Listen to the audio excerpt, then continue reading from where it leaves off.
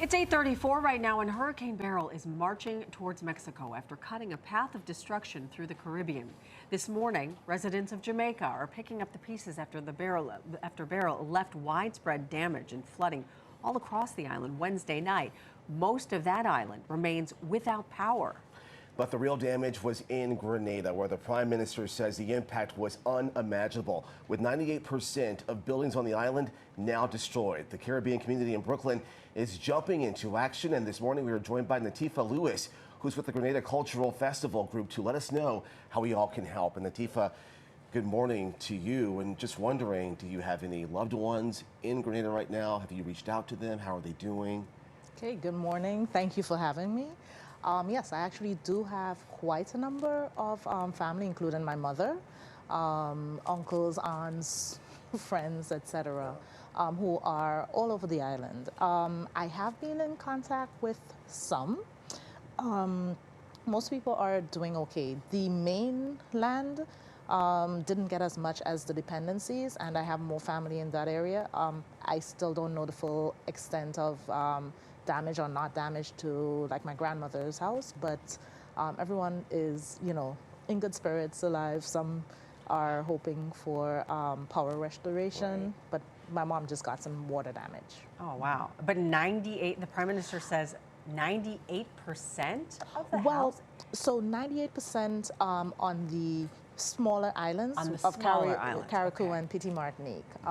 Grenada itself, most of the damage was concentrated in the northernmost parish, St. Patrick's, and some of the northeast and northwest areas. The southern part was, for the better part, spared this time. Wow. Has the country ever seen this severe of a storm hit the island?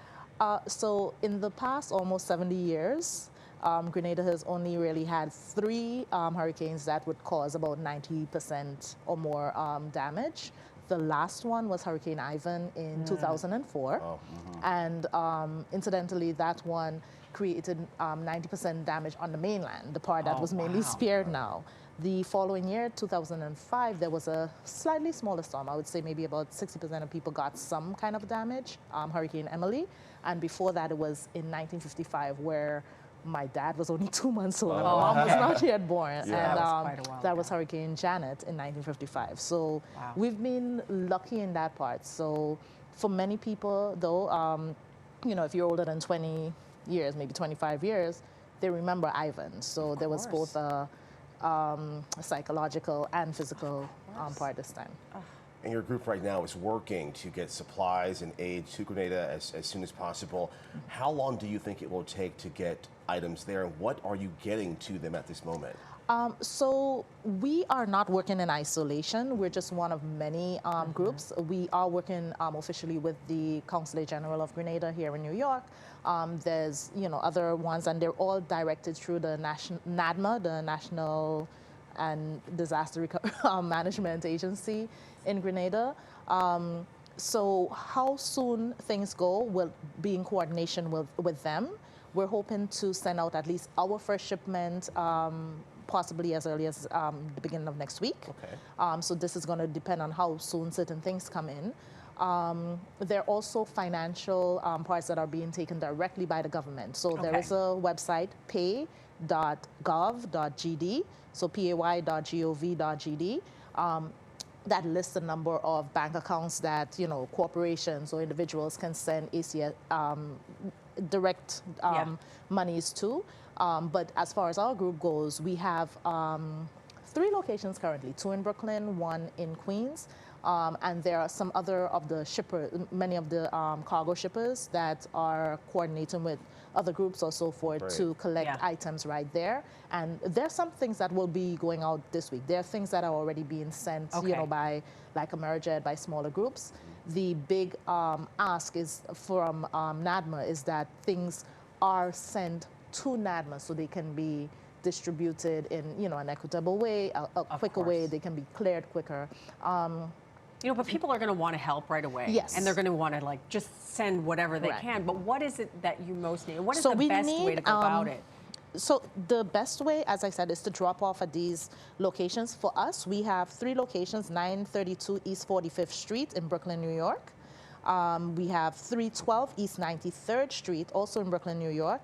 And at Queens, I was able to get my church, St. Joseph Church in Jamaica, to collect on Sundays after Mass. But so do you need clothes, food? We need what do you clothes, need? we need water, tarpaulins, non-perishable foods such as milk, well, dried or canned milk, mixed vegetables, sardines, corn, most of the canned stuff. So canned goods. Yes, cots and sleeping blankets, pillows, batteries and battery packs, hygiene kits for women and men, hygiene kits for children, toiletries, first aid kits, hand sanitizers, sanitary napkins, adult and baby pampers, baby formula, jerry cans of water, reflective vests, all sorts flashlights, solar, medical supplies, anything that books, coloring for the children.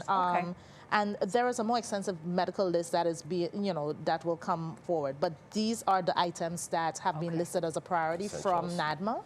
Yes. Well, I'm sure there will definitely be an outpouring of support from our area, and we appreciate you taking the time to come in and tell us all about it. And we wish the best to your family that's there right now. Okay, thank you. Thank you. I just want to also make a plug. So our organization, Grenada Cultural Festival Group, we have an annual Grenada Day Festival. This year it will occur on August 18th. Okay. And this was already a celebratory year. This is Grenada's 50th anniversary of independence, so everything was geared to be bigger and better. Well, wonderful. You're going to have to come back. You're going to have to come back, and we'll talk about that. This one, we're turning it into a major fund drive for this. Wonderful. So, thank you. Thanks Thank again you for coming having in, Nathifa. And we will be right back.